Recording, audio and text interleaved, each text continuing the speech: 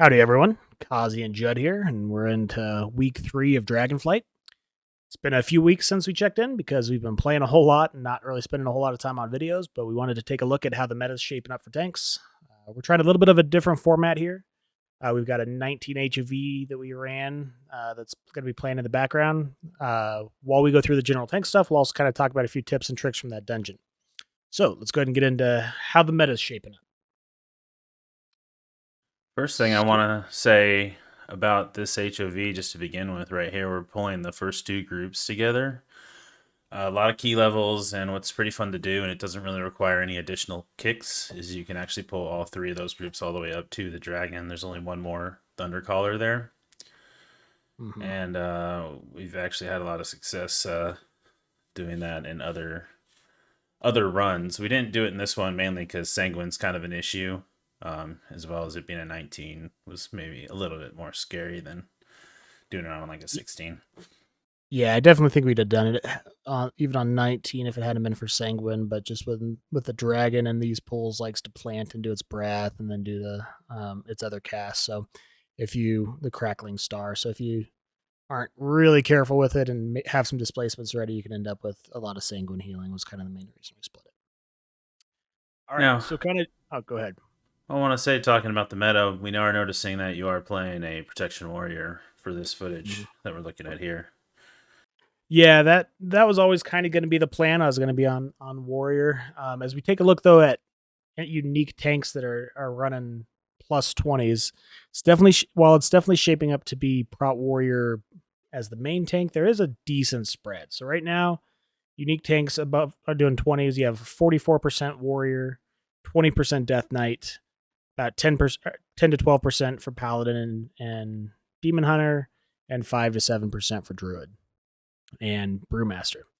Prot Warriors definitely kind of taking the cake, and there's a few reasons why with that. So Well, that's Prot Warriors, twice as many warriors. So you can say like it's not that many more, but I mean it's twice as many warriors as the next closest class, and then it just yeah. goes down from there. I guess what I was getting at is that it's not quite as big disparity as it was Death Knights in season 3. Death Knights in season 3 was almost 60% of the highest keys were being done by Death Knight. Not quite as bad here. You do, and even in the top 50 tanks, you have some representation for each of the classes. So every single tank is in the top 50 for overall score. But what does Proud Warrior have that it's really got going on? It's just absolutely the stoutest tank right now. It has so many ways to deal with mitigating damage, and with the 10% durability nerf that we'll talk about a little bit more from the last time, it definitely hit some of the tanks pretty hard. So being able to be a little bit more survivable is absolutely huge. So they're also doing pretty decent damage. So that's kind of why Warrior is shaping up to be early on the best option. Something to keep in mind with that, though, is that this early in the season, there aren't a lot of people playing multiple tanks. So a lot of this had to do with what was the perceived meta coming into the season because people started rolling Prot Warrior and they stuck with it. As the season progresses, it might become a little bit more even. So more tanks are geared and people are playing more things. So Well, the thing is, Prot Warrior as well was, you want to talk about the perceived meta. It's been talked about as like the number one tank for all of the beta cycle, really since the tank trees came out and it looked at what Warrior had compared to other tanks. I mean, this thing was nerfed continuously up until launch, and it's still number one by far. And it has a lot to do with what we're seeing in Mythic Plus. A lot of people are farming gear for raid as well, and the number one raid tank right now is Prot Warrior, and so you're seeing a lot of that spill over into keys. Because right now the best way to gear outside, for those of us that aren't running splits, is through Mythic Plus. yeah, and we did see on World First Razagath, which came through not too long ago, is that it was a Prot Warrior as well as a Blood DK. So Blood DK was kind of the one of the tanks that we said was going to be the most tanky, and I guess the best way to say that is self sufficient. So they're able to heal back pretty much all of the damage that they're taking. So that has been something that they have seen. They've got the second highest share of those plus 20 dungeons done. They're still a very stout tank with that, and that's kind of what why they have a spot in that top 10 is, or that top 2 of the tanks as well. And I missed out on talking about it here, but I wanted to mention if actually the last poll, and you don't have to necessarily go back, but we pulled the two sentinels together, the one that pats through the middle there, as well as the one that pats behind that a lot of people that you skip when you're walking up the stairs. That's a really good pull to combine to get some extra percentage there.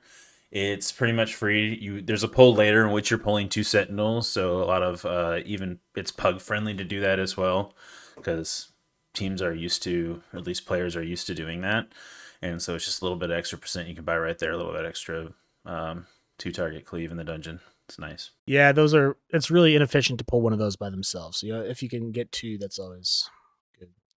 Here on this poll, that we have the aspirant, and one little thing to point out with this is when she does her charge, or so she's going to do her dash here, her Valkyrie's advance. She's then going to turn towards the tank and do her frontal towards where the tank is. So if the tank quickly gets into position and aims that outward, you can still aim that away without pointing at the group. And especially in pugs, if that's pointed at the group, that's almost always going to one-shot somebody. So being able to point that outward is really good. You got to be careful. The shield mains also do that mortal hue, which is a frontal. So like basically that entire pack there just does a bunch of frontals. If you're going to combine that as well with the pole at the top of the stairs, just know you're going to get 4 mobs all that do frontals and all that hit the tank pretty hard. So be ready for it. So we talked a little bit about the survivability nerf.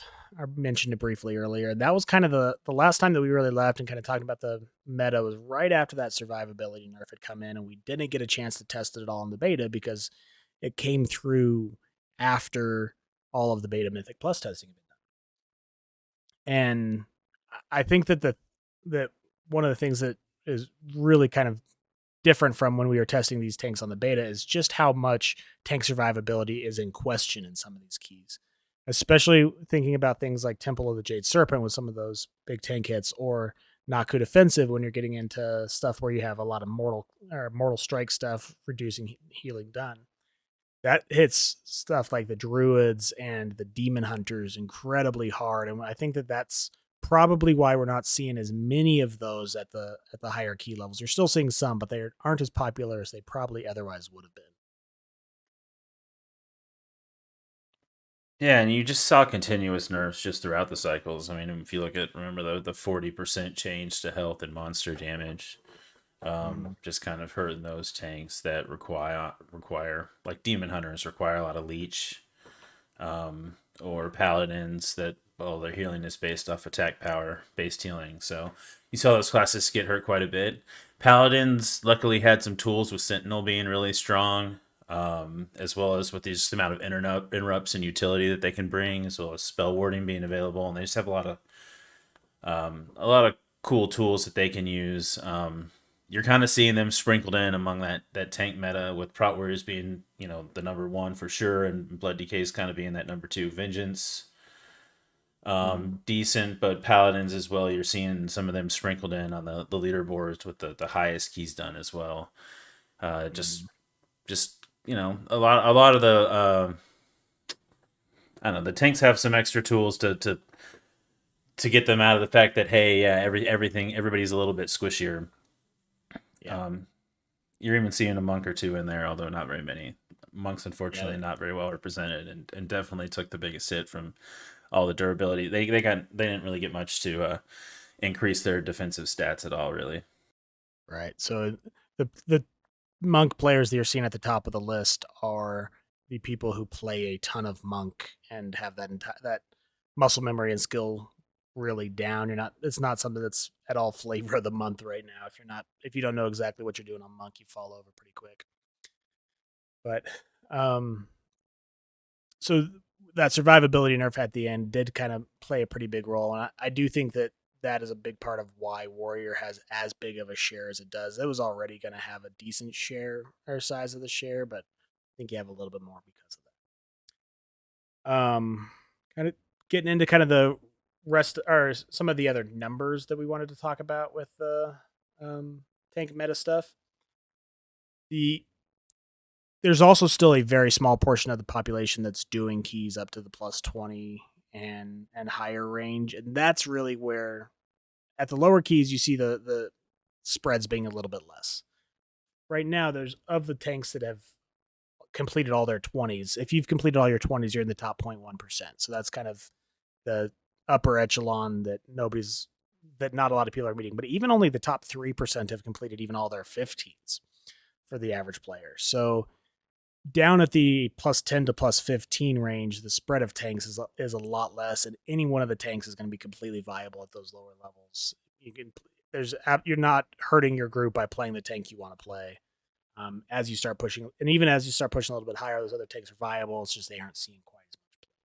There's a couple of reasons why we're seeing maybe not complete and total 15s across the board completed. Number one, the way a 15 is right now compared to coming out of season 4 is just huge difference with the way that the scaling is. So a 15 kind of feels maybe more like, I don't know, what would you say, an 18 or 19 from season Yeah, 4, at least. maybe even higher, maybe even Yeah. a 20. If you look real late in the season when everyone was geared, to basically nobody having gear right now, it's actually insanely expensive to be in fully optimized gear right now because you're going to have 3 crafted pieces now, being in week 3 of Mm-hmm. the season here. And in order to have 418 crafted pieces, it's just a ton of gold, including like your rank 3 enchants, your rank 3, um, what is it, the just all the consumables that you're using. Yeah. It's a ton of gold. If you didn't come into the season with a bunch of gold, you're probably missing out on some of that quote unquote free stats that you can add to your gear. And that plays a pretty big role in making those keys harder. So we're seeing a lot of skimping there, and kind of understandable with some of the players that just don't have a lot of gold. So you've got rank 2 and rank 1 in chance on using rank 1 and rank 2 consumables, or some people know consumables at all, at least at the lower key levels, right? When you're doing those weekly 15 no lever, 16 low lever, now it goes all the way up to 20 for some of those groups, right? Which is really tough at this point to accomplish, to get a 20 done, I let wanted to alone 8 talk of them. yeah. I wanted to talk about this pull right here. So you can see we combined the two double wolf packs. So we pulled 4 wolves together. For those of you not super familiar with the ins and outs of the dungeon, each of these wargs, the wolves, buff every other wolf by 20%. So if you pull these together, they quickly scale to higher and higher damage, but they did receive a couple of nerfs right before the season was starting where these are less likely to to jump and target the same player, so you're less likely to see one shots from these. So we found that we even on this 19, we were able to do 4 of them together, but that was with us devoting cooldowns, both offensive and defensive cooldowns, to the pack to be able to do that. That's a good time save. Pulling those as 2 different pulls really kind of hurt or slows you down a decent amount. So if you're able to combine those, it helps a lot. So we did 4 wolves together, then 3 wolves Yeah, after that. I will warn you that can be pretty dangerous, though. Right. That's definitely something you want to commit some cooldowns to if you're going to do it. Oh, Um, now, okay, I'll go ahead and go back to what I was talking about with the mhm. 15s across the board. We're also seeing pretty big difference in the difficulty in dungeons between the different dungeons, like a different delta difficulty. So even when you look at the very, very, very top and just when of dungeons completed, it's basically Shadow Moon Burial Ground. That is like the easiest dungeon by far, Right. with a close second being Court of Stars. And those are the highest dungeons completed, but those are also just the ones when you get those keys in your bags, you're like, okay, this is easy. Or if at the higher levels, you're like, okay, this one's timeable. Right. And you so those, and then you also see some of the Temple of the Jade Serpent. It kind of feels like it's not entirely sure though how much of that is that these keys. I mean, I think the keys are a little easier, but there's also the aspect that a lot of these players, a lot of time has already gone in past expansions to maximizing or to really kind of min maxing some of these dungeons. So the community as a whole is really good on the routing on these dungeons. We know the boss abilities on these dungeons. Even Halls of Valor, which used to be an incredibly tough key, like this key's timeable. We ended up wiping on this once, and we missed the timer by a little bit. But even like 1920, like if you're clean in this dungeon, like this is a key that's pretty timeable as well. So it's kind of interesting. It'll be interesting to see if we take any more nerfs on any of the other ones. We did want to talk briefly about this pull right here. So I'm going to pause it real quick to or back up just a bit to show you what we did here. So this is the kings right before the 4 king mini bosses right before God King Skovald. So this is one that's kind of been a trick that's kind of been floating around a little bit. But what Judd's doing is he's bringing up one of the beers from the tables downstairs. So he brings the beer up and he's going to throw the beer over here on King Haldor. And then we're going to start with King Ranulf. So he throws the beer. We start King Ranulf. And then we're going to drag King Ranulf onto Haldor. And they're actually going to start fighting each other. So this is a little bit less tank damage that you're taking, as well as the fact that Haldor is doing some damage to Ranulf. And then after the beer wears off on Haldor, we can then start start combat with Haldor as well. And this is going to definitely save you a decent amount of time in the keys. It allows you to do your two target cleave for the duration of this fight, and it also allows you to after Ranulf is dead, you can chain in the next king and keep going through there. Yeah, It you do does them make one this. at a time, actually. So instead of having to kill one completely, you'll see us do it here. Like once, what is it, Ranor dies, then we're Right. gonna actually start the third guy, Yeah, and we're I'm gonna trying to move through drag him because I there. don't want to sanguine right underneath him, and he was just taking a little while to die. So then we start Bjorn. Yep. Um, And now we're in two target the entire time, or most of the time, anyway. Doing this way, one thing I'll say is that you're at this point you're going to have 2 people that have the sever, um, or the sever ability, and that can become a lot of damage on the tank pretty quick if you're not able to drop stacks. There's some times where if you jump out of melee range and you can delay a stack by even a second, you can drop stacks, and that's going to be real big. Yeah, you want to try and sync those up actually instead of desync them, so they're not rolling on you the entire time. You can Right? do that by running away, possibly delaying the cast. Yep. So, but again, you don't want to kite too much. You don't want to be running around like a madman all over the place, even though it is sanguine. You can use that as an excuse, of course, Yeah. of why you're moving so much. Just, oh no, sanguine. Can't Yeah. let that happen. It's actually, as someone who has primarily in the last couple expansions played Druid and Death Knight tanks, it's actually one of the things I won't say Warrior struggles with it because you can handle Sanguine well with any tank, but kind of what has been a crutch of having either grips or knockbacks to be able to deal with mobs getting stuck in Sanguine. Not having that on Warrior has not felt great, especially in dungeons like Naku Defensive, where there's a lot of mobs that shoot, or the Death Speakers that just want to sit there and channel and sanguine for 15 seconds and heal the full. Yeah, Um, man, you want to talk about some dungeons being harder than others. Naku defensive is pretty nasty, and on sanguine, it's just nuts. Those right. archers that just don't move, like you better not drag dying mobs over those things. And then Mm-hmm. some of the bosses, the elemental bosses, can be pretty rough. Does a lot of damage. Need to be soaking the orbs. There's just a lot of things like that in that dungeon that are nasty. Yeah. One thing I'll mention on Odin, we're about to see it here in a minute. Yep. When the runic brands go out, He this is does a really good shatter, time blows them to all up. So you got to dodge, and everyone gets a yeah. rune. It's a really good time to consider in advance what cooldowns you're going to use. So we used um, personal cooldowns for the first one, so everyone popped personal cooldowns. I even popped shield wall to reduce damage for it because that's going to be the highest moment of damage going out for on everybody. For the second time it comes around, I'm going to devote rallying cry to that. If you had a paladin, that's probably something where you're going to be wanting to use aura mastery or your group cooldowns just give you Shield a way block, you to monkey. reset. Oh yeah. Well, I'm not actively tanking, so that's my excuse for that one. But Sure. I Oh, there it is. I found myself getting not having as high of shield block up time as I wanted, so I added some audio cues in the shield block you monkey guide there so that I could manage to get a little bit better at that. Obviously, you can see how effective it is when I still miss it half the time, but um I like some of what you're doing with your UI there for sure. The top it's left got, is a bit crazy. I don't know what's going on there, man. yeah, The raid cooldowns and I'm all not that. looking at it. I'm not Ah, looking at it. That's what's going on there. um but that's pretty much going to do it for this one as we finish up Odin here and miss our timer on our 19 by a little bit. But that's going to kind of close out the week talking about the different meta stuff. This is something we probably look at doing once a week or so, kind of talk about where things are and how things are going and go through a key. Yeah, we If didn't you even like talk form, about race to world first or anything like that. We didn't even get into that, but we just got real long winded about the tank meta and the Mythic Plus because that's what we spend most of our time doing. Honestly, what we've been playing the most at. yeah, But we didn't really talk about Akazi has been maining the Prot Warrior. I guess we can get into that another time, but yeah, don't want to bring up new topics here at the end, do we? no.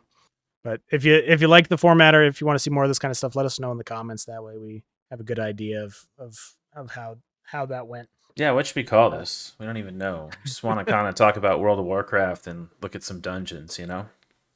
all right. So that's a fun thing to do. Yep. All right, guys. We'll see you on the next one.